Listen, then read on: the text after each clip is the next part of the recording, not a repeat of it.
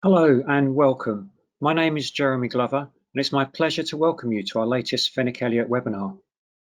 Those of you who've attended some of our previous webinars, and if you haven't, they're all available on the Fenwick Elliott YouTube channel, something which I never imagined I would ever be saying, one of the many unexpected little oddities that have arisen out of the last year and a half.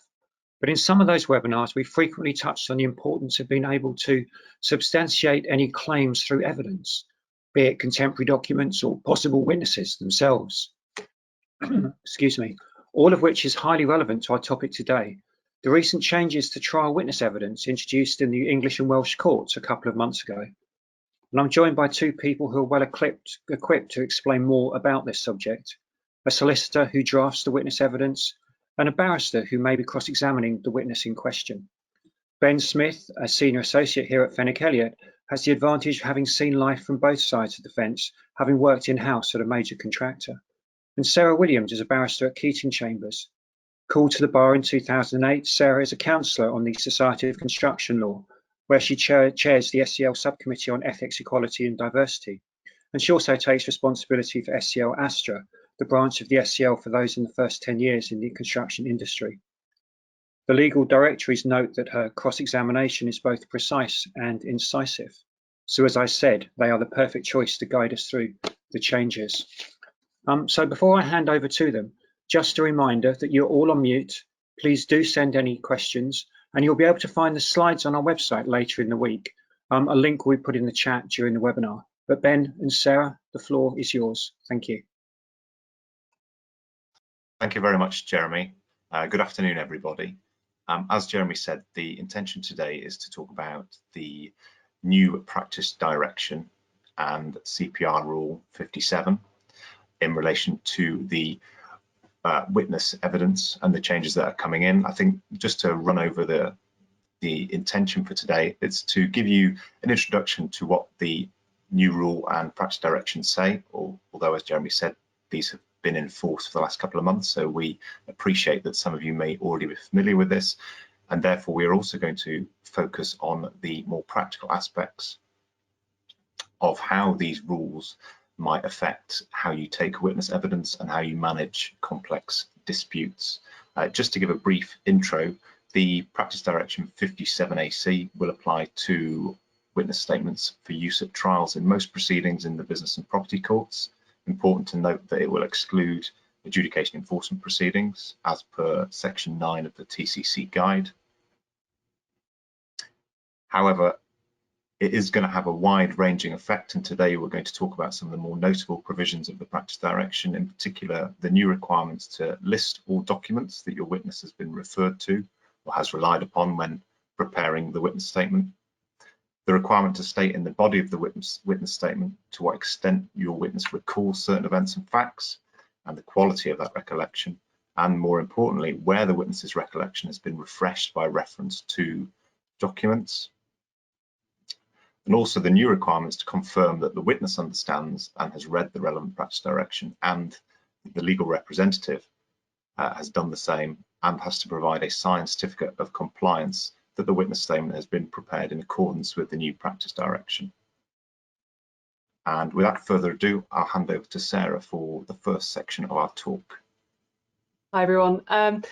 It's perhaps worth reminding ourselves at this stage what the purpose of a witness statement is and where this new practice direction came from. I'm sure it's sent a few horrors across the industry. So witness statement, to resolve oral evidence for issues of fact that are occurring in any litigation. And the witness statement stands as the evidence in chief that would otherwise be elicited orally in trial. But where ultimately did this practice direction come from? There's quite an interesting case from 2013, part of a line of authority. It's called Guessman and Credit Suisse, where Mr. Justice Leggett gives a fairly damning assessment of what he believed the quality of witness statement evidence was at that stage. The case itself was about misrepresentation in respect of various financial products, but Mr. Justice Leggett speaks about the human memory being unreliable and fallible.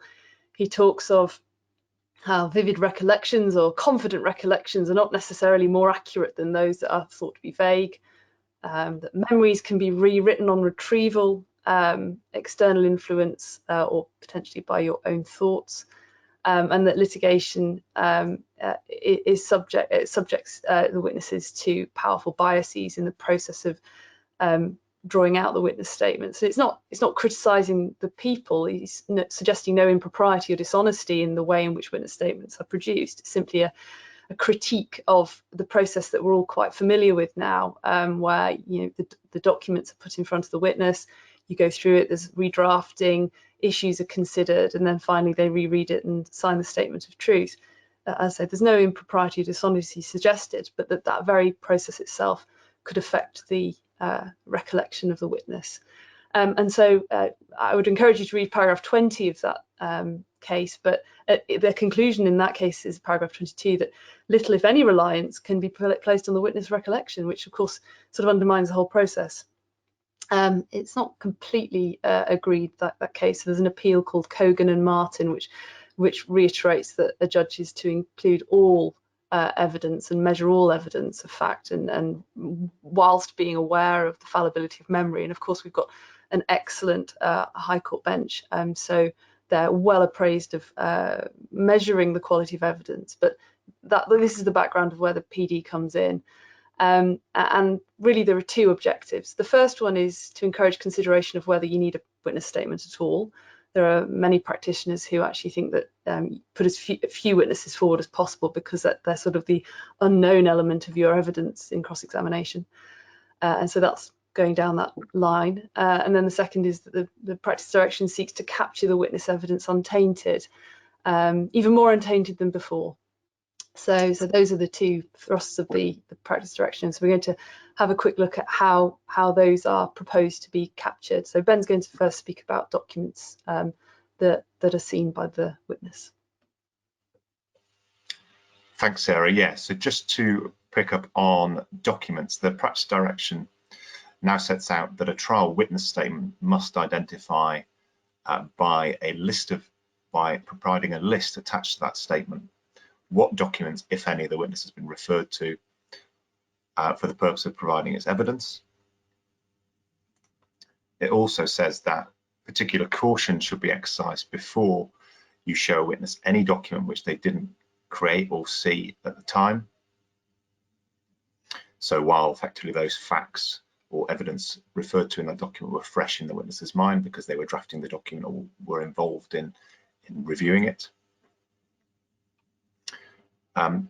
It goes even further than that, though, in relation to documents. It says that a trial witness statement should now only refer to documents where necessary, and it will generally not be necessary for a witness statement to refer to documents beyond providing the list that we've just spoken about, subject to certain exceptions, which we will come back to. And then finally, in relation to privileged documents, these can be identified, but will be identified by category or general description. So what does this mean in terms of how you might practically manage the process of dealing with witnesses and taking witness statements? Well, firstly, I think it's important to think about the documents. So the practice direction is wide-ranging. It doesn't distinguish one category of documents from another. So effectively, it captures all documents that are prepared or collated by the solicitor and given to the witness for the purposes of preparing the witness statement, as you would do in the normal course of things. You would normally have a draft bundle that you hand to the witness. It also includes all documents that the witness themselves might go away and find. And you know, we all, I'm sure, have come across more proactive witnesses who are very happy to trawl through the project records and come up with information that they think is relevant. So all those documents will now also be captured by the practice direction and therefore should be included in the list. So I think that leads to the kind of obvious question of, is now referring to documents a bad thing? Well, if we look at the practice direction, when referring a witness to documents which they did not create or see contemporaneously, this might not be helpful, because not only may it taint the witness's evidence, which is a point Sarah referred to earlier, it's arguably no longer permissible. So paragraph 3.4 of the appendix to the practice direction goes on to say that you only should refer to documents where you are looking to prove or disprove the content, date, or authenticity of a document, where you need to explain that the witness has understood a document or particular phrases or words within that document, or to confirm that the witness saw or did not see the document at the relevant time. So fairly limited criteria. I think this increased focus on documents means that it's even more important for us as solicitors and counsel to focus on the process of taking a witness statement and think critically as to why we are showing a document to a witness. What point are we trying to make, and why is it important for the witness to comment on this document? I think the kind of logical next step of that is that showing too many or even too few documents to a witness might be brought up under cross-examination as a way to criticize witness evidence. So have you shown lots of documents to a witness because they have a very poor recollection and so they need to look at the documents in order to refresh their memory? So these are just points to bear in mind. And then in terms of managing complex disputes, I think a point to bear in mind is it's very usual in the course of complex disputes for it to take a long time from the beginning of the case and going through the pre-action protocol to the point at which you're actually taking witness evidence and then serving those witness statements. During the course of that process, there will no doubt be a number of meetings between key stakeholders in the client, a number of whom may well become witnesses. And in those meetings, it's entirely possible that documents will be reviewed and discussed by individuals who will later become witnesses.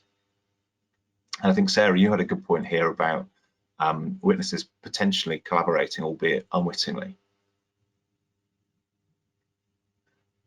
Yes, obviously you don't necessarily anticipate that litigation is going to happen, and these are long-running disputes where regularly employees will be, working together on this project and maybe other projects, discussing the issues and so on. And one aspect may be that a consensus becomes the main message, and I think if that is a position that you want to guard against when you are in a litigious environment, you may consider interviewing witnesses separately or keeping potential witnesses separate when considering the strategy meetings and so on, where you are discussing potential evidentiary points. The practicalities will depend on the circumstances, but it's just a point to bear in mind that it could be fertile ground for cross-examination if there's suddenly an element of collaboration between the witnesses that you can explore. So yeah. Thanks, Sarah. And then again, I think with this new focus on documents, the question arises of, is it important to keep a record of those documents, who they were shared with and when? So, where you are distributing documents or particular documents in a meeting, for example, if you're discussing the delay elements of a case. And I think the answer to that is probably. It's probably it is a good idea to keep track of those documents, even though there is nothing in the practice direction requiring you to do so. Because in relation to documents now, I think it will be even more important to have that verifiable audit trail of who saw what and when. And another kind of practical point that occurred to me when reviewing the PD is it might be worth, particularly in large complex disputes, making it clear at the outset of the witness statement that while during the course of the dispute, etc., the witness will have reviewed a number of documents, the documents that the witness has relied upon or been shown for the purpose of producing its witness statement are the ones listed in the back of the witness statement. So kind of just addressing that potential issue head on. And then again, in complex disputes, I think there's also a risk of a bit of a dual regime arising where documents, for example, are shown to an individual or potential witness to give a witness statement in support of an interim application. It's fairly usual. The question arises, could the individual then refer back to its previous witness statement or witness interviews when preparing its witness statement for trial? Arguably, this would circumvent the new rules of the practice direction. So I think this is something to be very much aware of. And in practice, although the practice direction wouldn't apply to interim applications and hearings, you just have to be aware of what documents the witness has seen before and what evidence the witness has previously given. Another point I think to consider is documents that are seen or shown to a witness after the witness has signed its witness statement. Well, I think the overriding principle to be aware of is to ensure that you do not contaminate the witness's evidence, and therefore when you are taking a witness through documents that they've not seen previously quite properly for whatever reason, that you do so carefully and you keep a clear record. And if the witness does materially change its evidence between giving the witness statement and the start of trial as a result of seeing those new documents, then you may well need to make a supporting supplementary statement in accordance with the requirements of the new practice direction. And then I also just wanted to touch upon what this might mean for in-house counsel. As Jeremy mentioned, I have spent time working for large contractors in-house, and I think as in-house counsel, because you may well be the one with day-to-day control of the project documents and also potentially of the witnesses, then as in-house counsel you will need to be on top of what documents the witness has access to and when, and be able to manage that process and again create an audit trail of what documents have been seen by who and when. And then I think just as a takeaway point on documents, I think it's key for counsel and lawyers and in-house counsel to think critically about what documents are being shown to the witness and when and why, and keep a record of what has been shown. I think Sarah is now going to talk about the strength of a witness's recollection. Yes, I am. But I was just reflecting, Ben, on the point you were mentioning about documents that weren't seen previously by a witness. And I think the hub that you identified in the documents is para 3.4 of the appendix. Regularly in our cases in construction and energy, we're asked to explore the counterfactual. And it's going to be quite difficult to elicit witness statements on what they would have done if you're not allowed to show them documents that show the alternative position. Para 3.4 does allow you to explore in the witness statement what a witness would or would not have done if the facts had been different. But I suppose the position now is that you have to be very cautious about demonstrating that by way of a document that the witness would not have seen. So it may be better, and depending on the situation, you might consider it more prudent to put a hypothetical fact pattern to the witness. What would have you done had X been the circumstance, rather than by putting the document under their nose. I raised just as a sort of elaboration on the point that Ben was making. However, moving on to strength of witness recollection. This is a Renaissance brain, which is why it looks a bit strange, but I quite like the drawing. There are two new requirements now for witness statements.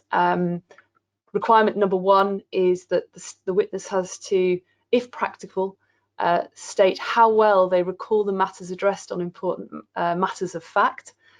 And secondly, again, if practical, state whether, and if so, how the recollection has been generated by the refreshment of the memory by documents, and you have to identify those documents.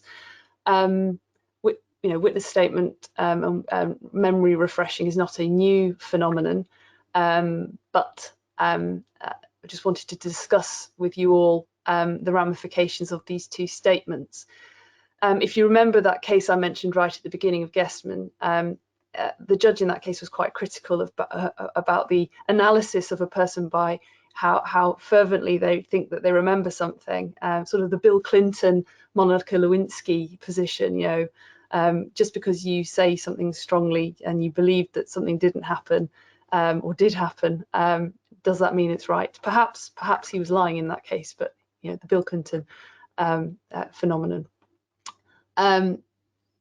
What's the practical approach to comply with this? Because of course, irrespective of the observations of Mr. Justice Leggett, we are obliged now by this practice direction to do this. There's probably no one fit. However, an approach might be to get an understanding of the recollection of the witness prior to refreshing the memory. Of course, if it's multiple years ago and a project that lasted many months or years, then you're not going to have a day-to-day recollection, but this presumably could be a key meeting or a key event and get untainted the recollection of the witness before you go into the docs. Then, of course, you would review those documents falling within paragraph 3.4 that Ben took you through. So those are, for example, the authenticity of a document, or insofar as the issues of fact in the case need you to prove or disprove the understanding the witness had of the meaning of that document that they were sending or generating, and so on. So 3.4 is the hub when it comes to permissible documents. But of course, you can then consider the wider position in respect of the refreshment of memory by reference to documents. How far do you go? Well, imagine a childhood memory that you may have. Is it a childhood memory based on you actually experiencing it, or by reference to photographs of that event that you've looked at time and again, and you remember it through that prism? So the more you look at the photograph, the less you remember it through your own first-hand knowledge. So that's the problem that we're trying to address. Potentially, if the person changes their recollection, it could also produce a risk. What are the ramifications? If you understate the quality of the evidence, the judge could reduce reliance on that evidence. If you overstate the quality of recollection of that evidence, then if that's explored in cross-examination, where a witness remembers fervently that they remember something very well, and then it's contradicted by a contemporaneous document, it could undermine confidence in their wider evidence. So a conservative approach to stating the quality of the evidence should be adopted. Of course, there's not much in the way of judicial consideration of the practice direction at the moment to allow us to elaborate further on that. That I would presume is the position at the moment. And as I say, for refreshing memory, the more you do it, you risk the changing of the evidence and implicitly potentially reducing the quality. So those are the comments I had on the refreshing memory statement, and also the requirement for a witness to tell the court how well they remember things. So Ben now is going to speak to you a little about the process of taking the witness statement. Thanks, Sarah. I just actually had one more comment in relation to recollection. It's quite a hot topic right now, and some of you may be aware that the ICC commissioned a report into witness memory, which was released in November last year. And one of the studies they carried out was to give the same contract to 300 individuals from across the construction industry. I think about 40% of those were told that they worked for company X, 40% company Y, and then the remaining 10% were control, i.e. they didn't work for anybody. And then a hypothetical dispute between companies X and Y was posited, and the individuals were asked what their interpretation of the contract was, or interpretation of the fact pattern was. And it was found that the individuals tended to be biased in favour of whichever company they'd been assigned to, and that exposing those people to suggestive post-event information affected their memory. So I think it's really important to consider the context behind these rules, which is that human memory is infallible, and is a kind of dynamic, malleable object. You don't just remember things as they happened, and that's what the practice direction, the new rules are getting at here. So as Sarah says, the next thing I'm going to talk about is witness evidence, and I think it's important to just think about what problem is the practice direction trying to get at here. Well, I think it's trying to get at probably bad behaviours or things that may have snuck into people's practices when taking witness statements.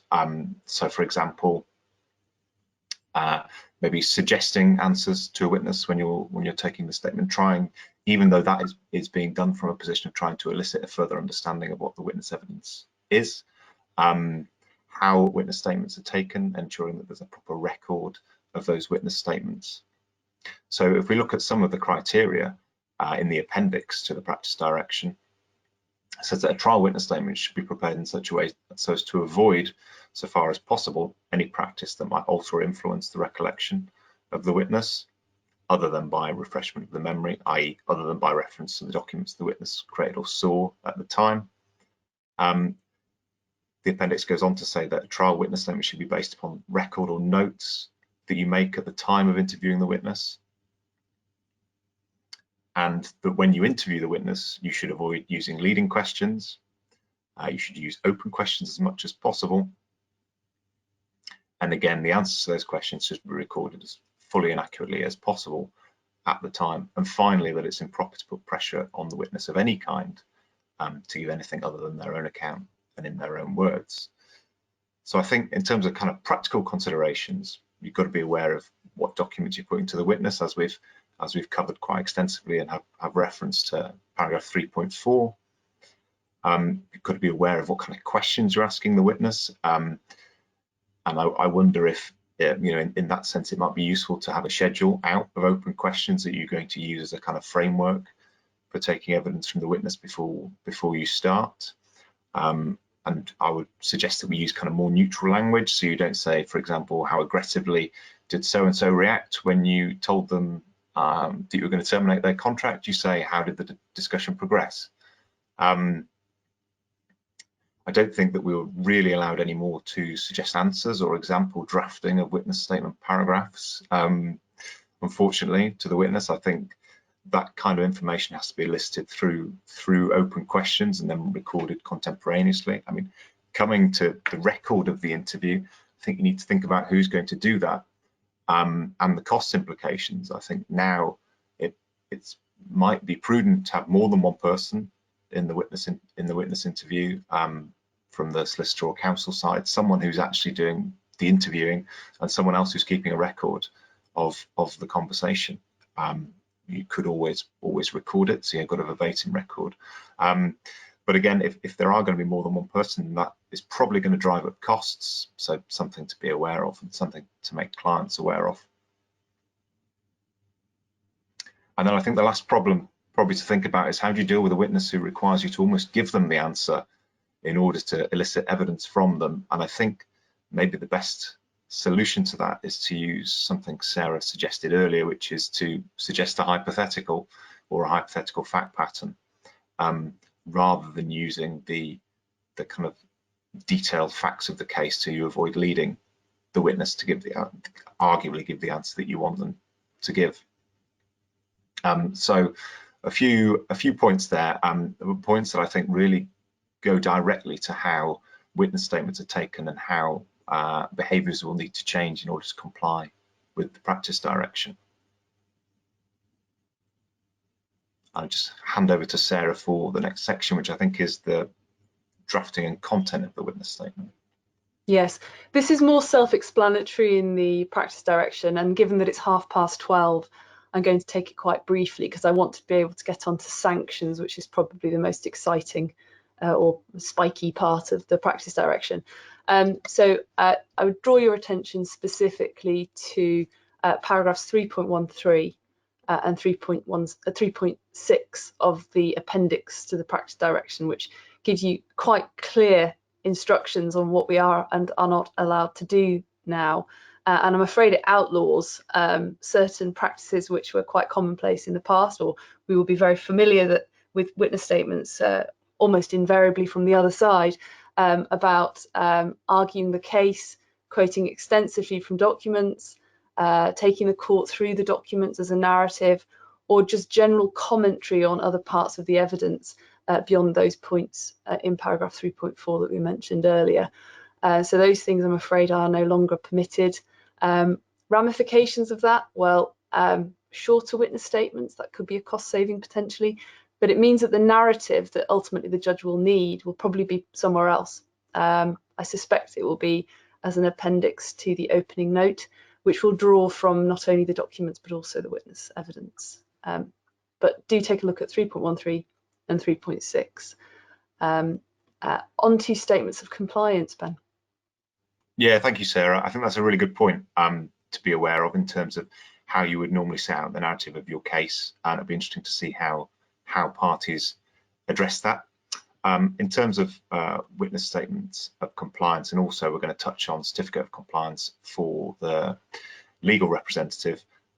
Again, I think this can be a fairly brief section. It's just to make you aware that now the witness will have to sign a statement of compliance, effectively saying that they understand the purpose of the witness statement, i.e. to set out the matters of fact of which from their own personal knowledge, that it's not their function to argue the case, and that it sets out their recollection in their own words, and they've stated honestly how well they recall matters and whether their memory has been refreshed by considering documents.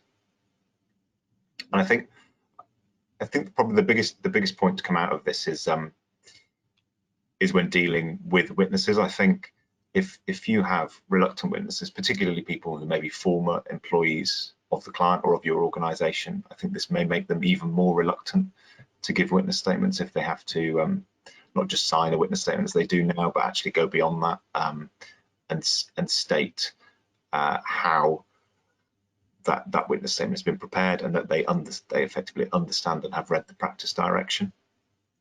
So that's just something to think about. I think it's also key that the statement of compliance really goes beyond the current, well, I say current, the previous regime, which was effectively just that the witness statement had to be given in the witness's own words and separate out those statements, which are the witness's own knowledge and matters of belief, from any others. So yeah, it definitely goes beyond that and is more stringent. And then secondly, the legal representative certificate of compliance. And I'm just going to read a section of this, I think, just to hammer home what we will be signing up for. So I am the relevant legal representative, and I am satisfied that the purpose and proper content of trial witness statements and proper practice in relation to their preparation, including the witness confirmation statement, which we've just touched upon, have been discussed with and explained to the witness. I believe that this trial witness statement complies with the practice direction, and that it has been prepared in accordance with the statement of best practice contained in the appendix to practice direction 57AC. Now, Sarah will touch on sanctions, but I think this is now a clear departure from the current regime of giving witness statements, and it's probably likely to lead to greater involvement by more senior members of the legal team if, for example, they are the ones who are going to be required to sign off the certificate of compliance. I mean, this is another point that might increase costs, but it may also increase quality and focus of witness statements, where you have a bit more involvement all the way down the chain, as it were, as to what is being put forward in witness evidence. And then the other point I just wanted to quickly touch on in relation to giving your certificate of compliance, or giving a certificate of compliance, is what happens, for example, if you know that the practice direction hasn't been complied with. So, for example, leading questions have been asked in a witness interview. Well, I think in terms of general approach, if there's any uncertainty, then you can apply to the court by way of an application for guidance. In a similar way, you can apply to the court for application for guidance in relation to the new disclosure rules and disclosure pilot. But to take the specific issue, I think there are two ways of going about this. I think the first way will be to apply to the court for a derogation from the requirements of the certificate, because you know, for example, that you've asked a leading question and therefore you've not complied with the practice direction. However, this seems quite draconian to me, and I think what you probably have to consider is to what extent the credibility of your witness evidence has been affected by asking the leading question, to what extent it really is a breach of the practice direction. And so what we would probably do, or suggest you do, is consider what the impact of that leading question is on the witness evidence. If it's of limited significance, then obviously, depending on the facts and circumstances of the case, you may still be able to sign your certificate of compliance. If it's of more significant impact, then obviously that is something where you may have to apply to the court for a derogation. So food for thought there, and I'm going to hand over to Sarah to discuss sanctions. Yeah, I think just touching on that point just made by Ben, it's best not to hide any problems but deal with them up front, because of course problems that are hidden are usually found, and twice as impactful when it comes to ramifications. So the sanctions available are set out in paragraph 5 of the appendix, but of the practice direction itself. Now, they're all familiar, but given that the practice direction is now front and centre in the minds of our judiciary, it might be that they embrace them more enthusiastically than potentially in the past.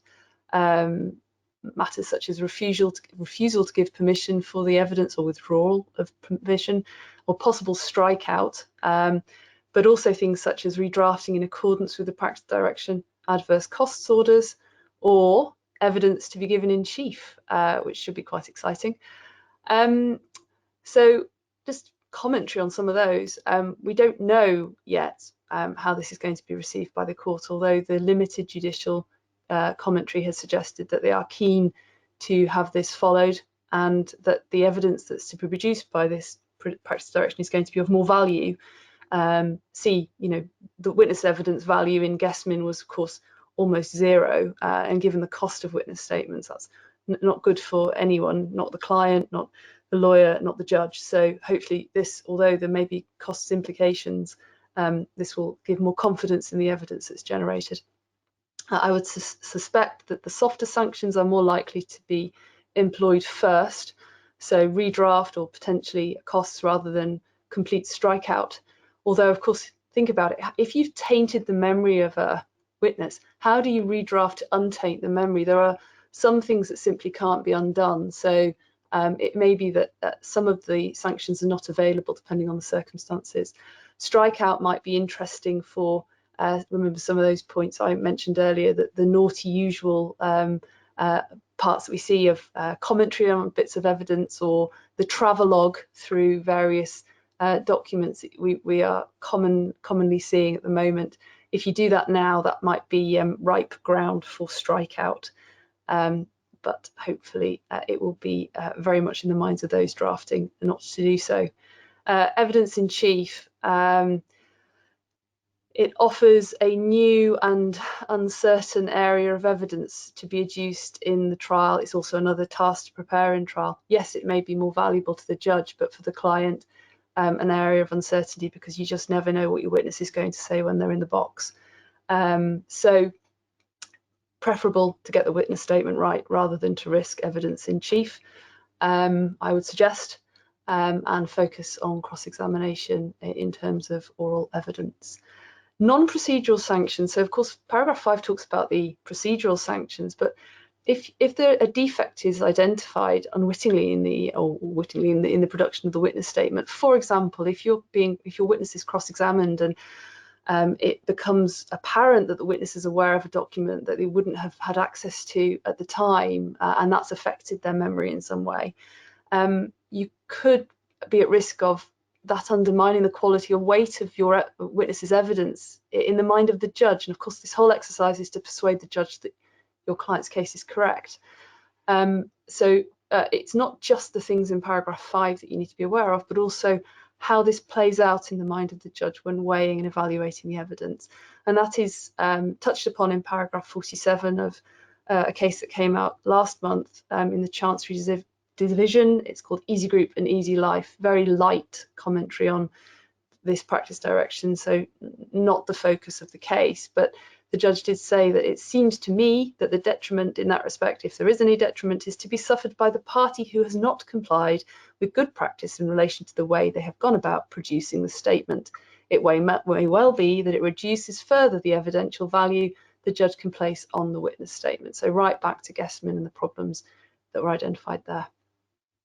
So conclusions, Ben. Yes, so very quickly, I think the focus of this practice direction is to effectively bring a degree of transparency to the witness statement process, witness evidence, and also trying to control the validity and quality of that witness evidence by driving behaviours both of the witness and those taking the witness statement. And I think bearing that in mind means that solicitors and counsel should record what they've done in accordance with the practice direction. They should keep an audit trail of the documents they're showing to the witness, and they should try and comply with the practice direction as far as possible.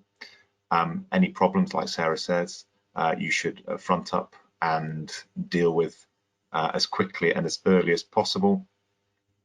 And it seems to me that it's going to involve planning ahead, thinking about how you might insulate your witness from other processes, having greater control over how witness interviews are conducted and statements prepared. And finally, thinking about costs and how this new process might impact on that. And I think that brings us to a close. It does. That's excellent. Thank you both very much for your thorough review, and also the practical tips that you kept sort of slotting in there as you went through that. That was very interesting, and it will be interesting to see what happens in the courts when one or two of the judges, perhaps those particularly in the TCC, get to grips with what the practice direction might actually mean. There's just time for a couple of questions. A couple of people asked what the 2013 case was that Sarah had been referring to. If you Google Gessmin, G-E-S-T-M-I-N, or Gessmin and Credit Suisse, you'll find out the details of that. Question perhaps about cross-examination. Will the new approach to witness statements shorten cross-examination due to focus on the issues, or will it in fact have the opposite effect and the witness will spend longer in the box? Shall I take that one, Ben, or? Yeah, I think you're probably best placed to. Well, we all sit through cross-examination, I suppose. I think the witness statements themselves might be shorter, and the witness might delve into areas that they're only focused on in terms of the cross-examination. So yes, in that sense, there'll be less material that's being put forward by the witness. However, there may be additional cross-examination on the preparation of the statement to explore the credibility of the quality of the evidence that's been produced. So that might be an additional area. So potentially some shortening in terms of scope, but an additional area, satellite area as a result. And I would, again, sorry to mention the Gessmin case one more time, but in that passage that Leggett mentions, even at that stage pre-PD, his observation was that the value of the witness statement evidence largely lies in the opportunity that it affords in cross-examination to subject the documentary record to critical scrutiny. So, of course, oral evidence from witnesses is incredibly important for judges. It's simply, as a party to the litigation, what is the value of that witness? Are they bringing to your case useful oral evidence to resolve issues of fact that go beyond the documents, or are you just exposing yourself to an opportunity for the other side to cross-examine you on the position you've taken in your statements of case? So it's a strategic call. I think the balance will be here. Okay, thank you, Sarah. Ben, you mentioned the ICC review, so you might be the best person to answer this other question that came in. To what extent do you think the new witness evidence regime will impact on other forms of dispute resolution? I think that's a good question. I think it's quite early to say. My kind of feel is that while some practitioners might move towards a more kind of belt and braces approach and use the kind of what the PD says in arbitration and in adjudication, I think you've got to be a bit careful about that. I think for starters, you've got to think about who your tribunal are and whether they're even going to be familiar with these rules and understand why you might be taking this approach. And I think the other thing to be aware of is sometimes tribunals are not particularly keen on their particular forum, be it arbitration or adjudication, being treated as a mini court process, and therefore just might not be receptive to that kind of approach. So I think it's a little bit of kind of wait and see, and a little bit of be careful and really kind of tailor your evidence to, as much as you can in accordance with the practice direction, but to the forum that you're in. Okay, thank you. And finally, given the emphasis you've both placed on the sort of move towards documents and documents only, are we really talking about the end of witness evidence and the end of witness statements? I don't think so. I think there are some areas, some cases where you can only resolve it with oral evidence. For example, those undocumented events that the case turns on. There's actually a case, a Leggett case that followed Guestman called Ashley in Blue, and it's an extraordinary fact pattern if you've got a boring weekend coming up, to do with an agreement that between two blokes in a pub, completely undocumented, but lots of money turned on it, so quite interesting. So you need witness evidence in those circumstances. And also the whole thrust of this practice direction is to increase confidence in this as a source of evidence. And so I think the judges will be more inclined to make findings based on the witness statements, not less, if they comply with this practice direction. And I think that's a force for good, albeit it will be a frustrating process to go through now, I'm sure. And maybe in 2 or 3 years, it'll be a process that we're all very familiar with. Well, thank you both again very much for that. As I say, very helpful, very informative, very practical. And thank you all for joining us today. Just leaves me to let you know that in 2 weeks' time, we're coming back, and my colleagues Jatinder Garsha and Edward Colclough will be tackling boilerplate clauses, whatever that might mean. So hopefully we'll see you again in a couple of weeks. Thank you very much. Take care. Goodbye.